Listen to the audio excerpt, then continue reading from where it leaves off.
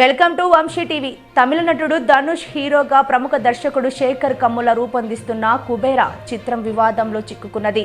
Kubera title తమదని, దాన్ని వేరే వారు కాపీ కొట్టి సినిమా తీయడం అన్యాయమని నిర్మాత కర్మికొండ నరేంద్ర ఆరోపించారు.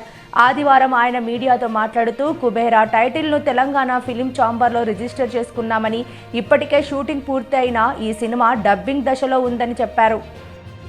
తాము రిజిస్టర్ చేసుకున్న టైటిల్ ని Sri Venkateswara cinemas LLP banner వారు కాపీ కొట్టి ఇటీవల సినిమా ఫస్ట్ లుక్ ను విడుదల చేశారని అన్నారు. దీనిపై ఫిలిం ఛాంబర్ ఆఫ్ కామర్స్ కు ఫిర్యాదు చేసినా ఇలాంటి స్పందన రాకపోవడంతో కోర్టును ఆశ్రయించామని తెలిపారు. కుబేరా టైటిల్ విషయంలో ఎంతటి న్యాయ పోరాటానికైనా తాము సిద్ధమేనని స్పష్టం చేశారు. ఇప్పటికైనా ఈ టైటిల్ తమకే దక్కేలా ఫిలిం ఛాంబర్ ఆఫ్ కామర్స్ చర్యలు తీసుకోవాలని నరేంద్ర కోరారు.